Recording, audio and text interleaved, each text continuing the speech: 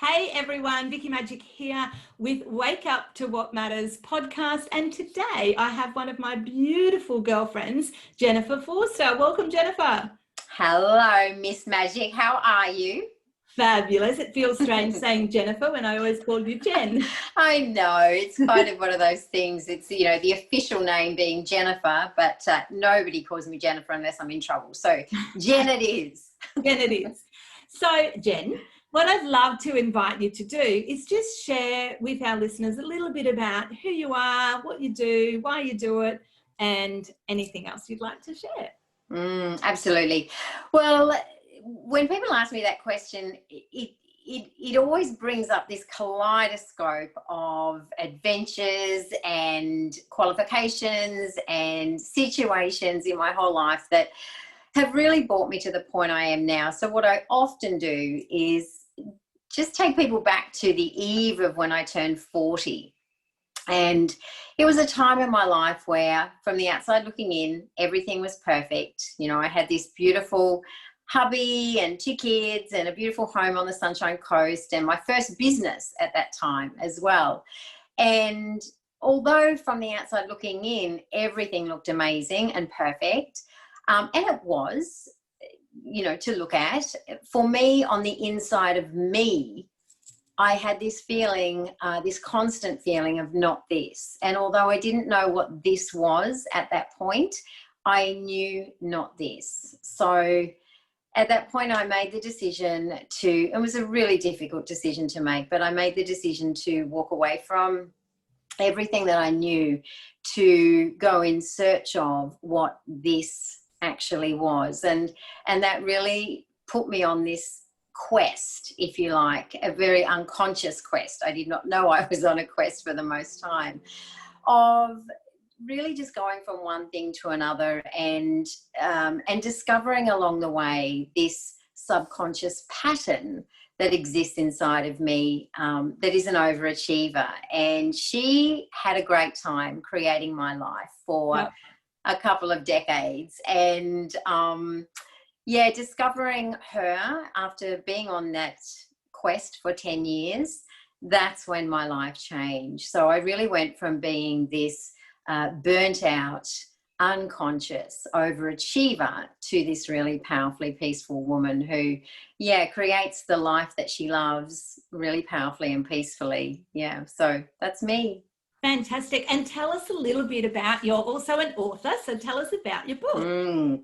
So at the end of that quest, well, is there ever an end to our quests?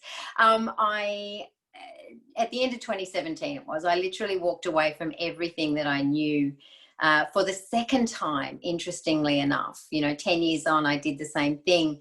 But this time it was different because this time I knew that there was this subconscious pattern that was creating this life of mine. And a really powerful question that I offer a lot of my clients and people that I work with to really help you move towards what you do want is to ask yourself, who would I be without? And then insert the thing there. So for me, the question that really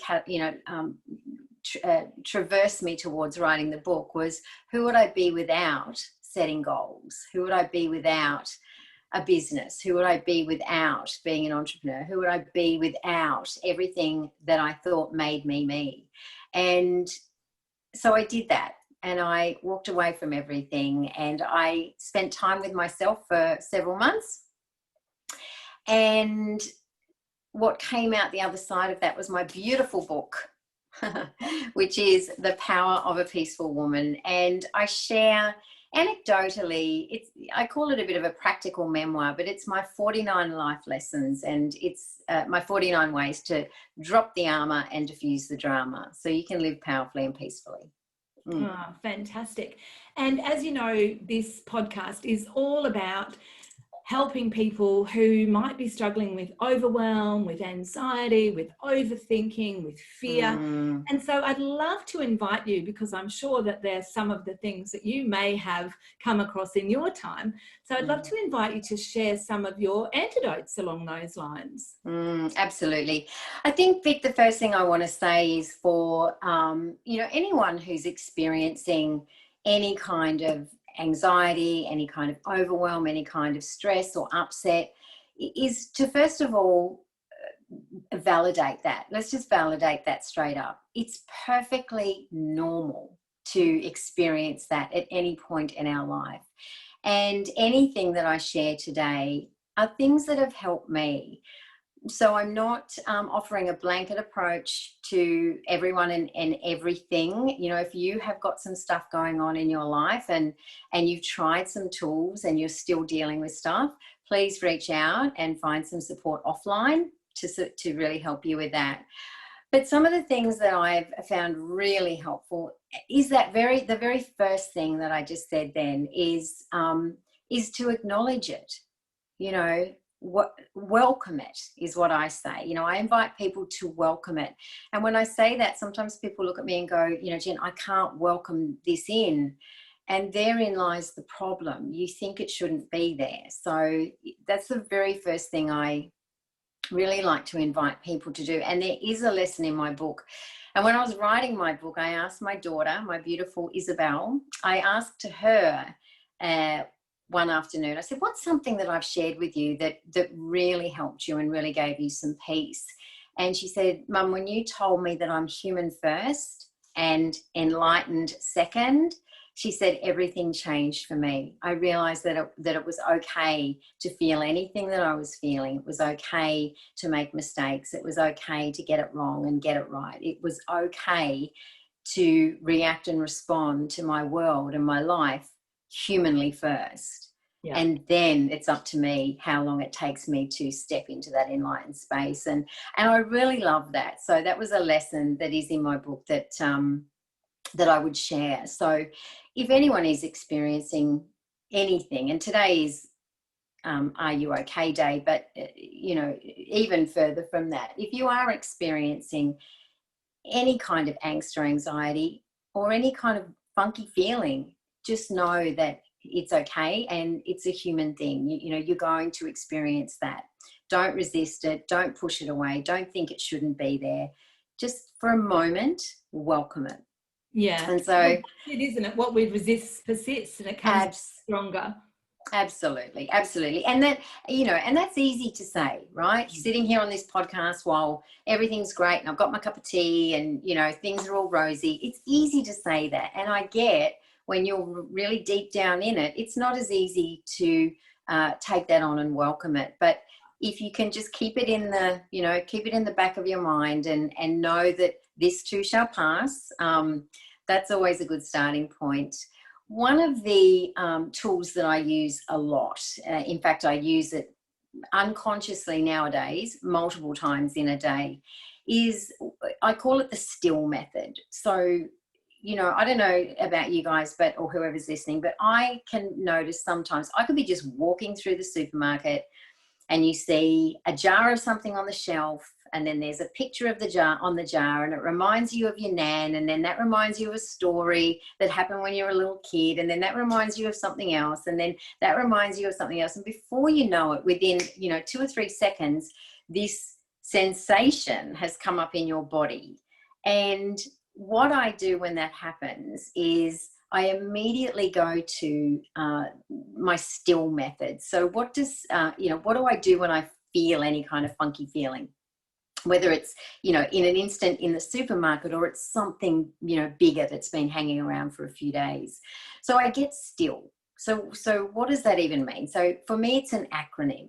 So it's easy for me to just grab that word and say, okay, there's a sensation there. Can I just get still for a minute? And then I go through the letters of still. And still to me stands for stop. First thing you do, stop. You are going to, your subconscious pattern is going to want to take you into one of 3 things. It's going to want to distract you, deflect it, or deny it's even there. So that's going to be the first thing that happens. If you can notice that and stop, that's a really great starting point. The second letter T is take a breath. Just take a breath. Four counts in, 5 counts out. It doesn't matter if it's 6 counts in, 7 counts out. It doesn't matter if it's 7 counts in, 11 counts out. If you can just make the out breath a little longer than the in breath, and just do 2 or 3 of those. This is not my wisdom. This is century-old wisdom. It's a grounding technique. Breathing puts us out of here and into here, into our bodies. So the T is take a breath. The I is go inwards for a minute. I jokingly say, get your eyeballs and turn them backwards. So, if you could take them from here and then just put them here for a second, go inwards. Go in and meet that feeling for a moment. Just go in and just have a scan around your body and notice, where is this feeling? Sometimes it sits in our belly, sometimes it sits in our chest, sometimes it sits in our throat. It can sit in your big toe, right? It can sit anywhere. But go inwards and see if you can see where it is and where it's sitting. And then the first L is listen. Listen to that feeling. There'll be some chatter inside of that feeling. And if you can sit and listen to the feeling, which sounds a little counterintuitive, listening to a feeling, don't you feel feelings? Yes, you absolutely do. But if you listen to the feeling, you'll hear some chatter. Now, this is not to judge, this is not to fix, this is not to argue with, this is not to find a solution. It's just to observe. So you're just listening to observe the sound of the feeling, the noise of the feeling, the chatter of the feeling. And when you listen and sit with that, even just for a few minutes, you'll notice that it'll quieten down. If you don't engage with it, don't argue with it, it'll start to quieten down. And that's when I bring in that final L. And that final L is lead. When you can lead from the quietness that sits underneath that chatter, what you do from there is going to be vastly different to what you would have done before you got still, right? You will make a conscious decision. You'll make a conscious choice. You will say something consciously. So as I said, it's just a simple acronym, simple word.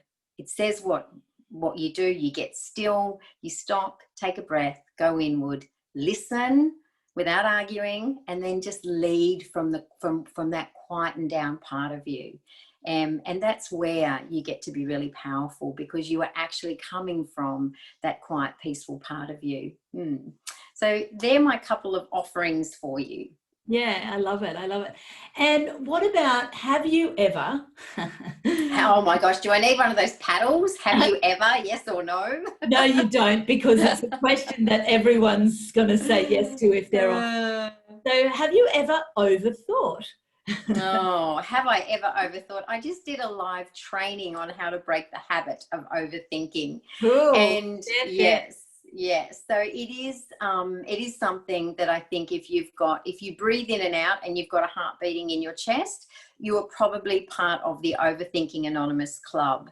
There's about just short of 8 billion of us in there at the moment. So yeah, absolutely. And I think all human beings have a tendency to overthink, but a lot of that overthinking comes from when we are up in our heads and not down in our bodies and down in our hearts. And what does that mean, Jen? That sounds so woo-woo. How do I get out of my head and into my heart? Well, the quickest and fastest way for me is to use that still method that I just mentioned. That can take you literally 60 seconds, and it will take you out of that overthinking mind and drop you down into your heart space, where your innate wisdom exists. Everything, and Vic, you and I both have our little matching owlie tattoos. We do.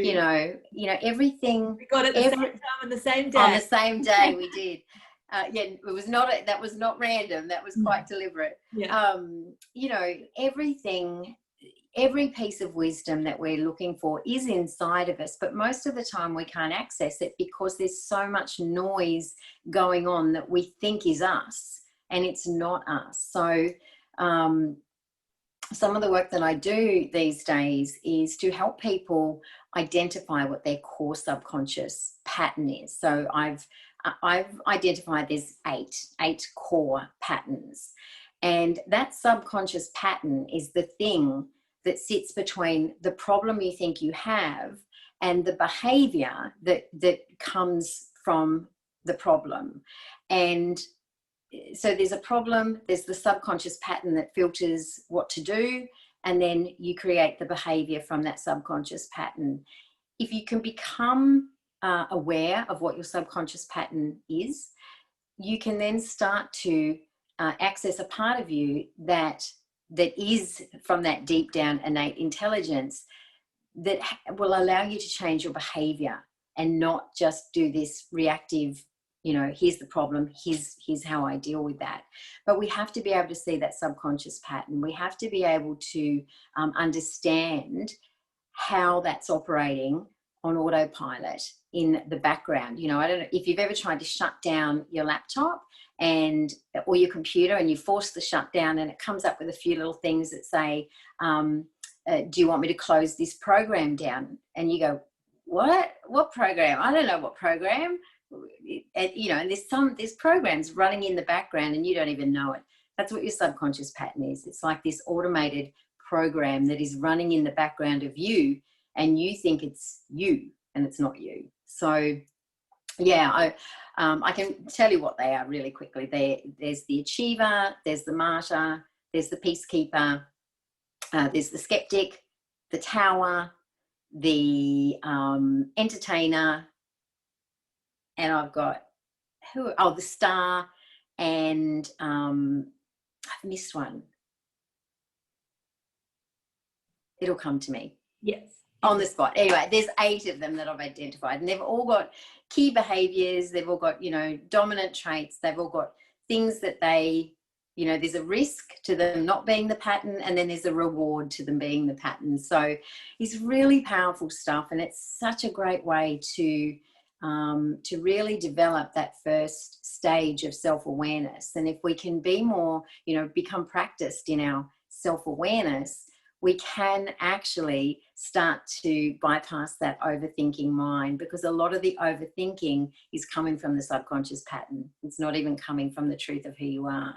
So yeah, totally. Have I ever been an overthinker? Absolutely. My achiever pattern was constantly in overthinking mode. Do I do this goal, or do I do this goal? Do I go for this thing? Do I do this? Do I go here? Do I do this? Yeah, it can be nonstop. So yeah. And so what would you say to somebody who is literally just starting out? They're, potentially listening to this, they're struggling with anxiety, struggling with overwhelm, definitely overthink everything, and they're just starting their journey. What's the best starting point, do you think, for somebody? Yeah, look, the best starting point for me was twofold. It was to spend a few minutes every day. These days I spend, I've done this for a few years now. I sit for an hour minimum every day in just stillness and silence. Not a guided meditation, not a visualization. Not egoically trying to be peaceful or to egoically calm my thoughts, but just to sit down and watch the movie of me. Now, initially, when you start to do that, even if you do it for 2 or 3 minutes a day, the volume of that movie is going to be really loud. If you've ever been in a cinema and the cinema dude is stuffed up and the volume just about bursts your ears, it's going to feel like that at first. But know that, that's perfectly okay. So, you might only be able to handle that loudness for 2 or 3 minutes, but just begin with those 2 or 3 minutes every day. The other thing that I began to do for myself is I began to spend some time as the third party of me. So what does that mean? So, if I was washing up, or if I was, out walking, or if I was just doing something, I would just take 2 or 3 minutes again to begin with. And I would imagine that I'd stepped outside of myself and I was just watching myself. So just watching me, watching my thoughts, watching how I'm being, what I'm thinking, but doing it from that imagined third party thing. So I say, I say to my people I work with, just spend a few minutes every day being the third party of you, being the observer of you. Vic, I know you and I both absolutely love Michael Singer and the book The Untethered Soul, and one of the things he says in that book is you are not your thoughts, you're just the one that hears them. So if you can spend a couple of minutes every day just practicing being in the third party of you, just follow you around for a couple of minutes 2 or 3 times a day. That's a great way to really begin that practice of self-observation and self-awareness. Yeah, and I think it's either from Michael Singer or it's from Eckhart Tolle, but it's the statement that when you become the witness of your thoughts, you're no longer trapped by them. Is that him or Eckhart? I'm not sure. I think it sounds more like, it definitely sounds like Michael Singer to me, because that that whole chapter is you are not your thoughts, you're the one that hears them. Yeah. It sounds like that, but look, Eckhart, there's so many people, really amazing people, saying pretty much the exact same thing. And all of it, if you boil it all down into one statement, it really is about just being practiced in your self-awareness. Become aware that you are not your thoughts. You're just the one that hears them, and self-awareness is the first step. And my book, speaking about my book, yes, I just realized that I didn't think I was going to talk about my book today, but in my book, the book is broken into what I call the 4 stages of experiential transformation. So most humans are seeking transformation, but they're seeking it from an intellectual perspective. So they're information junkies, they're self-development junkies. I used to wear that badge of honor. I truly did. I was constantly seeking information and looking for that magic pill. But for me, my transformation didn't begin until I began to have it become an experiential process. And there are, for me, 4 stages in that. The first stage is awareness. We have to become practiced. And this is not a do once thing. This is a little bit every day. Become really practiced in our awareness and our self-awareness or our self-observation. From there, once you can be self-aware, you have so much more power to move into acceptance. So you said at the top, Vic, that which you resist persists. That's the exact opposite of acceptance. Anything that we resist or avoid is just going to keep pushing back. Yeah, exactly. But to be able to move into acceptance, that is a slightly easier process if you can do it from a state of self-awareness. The third part in my book is about area of control. I see so many people getting bent out of shape and living bent out of shape because they're trying to control what isn't in their control. And I was one of those people. I've been all of this, right? People that read my book are all, I often get messages from them saying, oh, you're so honest. And I go, I know, because I can these days. I can totally share openly all of the partnering and parenting mistakes that I made, because from making them, that's how I got, that's how I was able to grow and expand. So, and the last stage, just to wrap it up, the last stage is actualization. So what are the things that we can be doing on a day-to-day basis to have our awareness, acceptance, and area of control keep, rolling along, so that we can actualize this powerfully peaceful life that we all really want. I love it. I love it. Congratulations. The book's amazing, and I've read it a couple of times, and I love every page. So well done. Thank you. So Jen, we do have to wrap it up, but what I'd like to leave with is to ask you, is there anything else that you really would love to share that you haven't shared yet? Look, the one thing I would really love, if people listening to this take away, if they forget everything I've said, but they take away one thing, it would be this. And that is, it's really okay. In fact, it's imperative that we learn to feel our feelings. we've never been taught that as human beings, as little kids. You know, we were, if I had $1 for every time I told my kids not to be sad, I would be on the in the Bahamas, if I could be.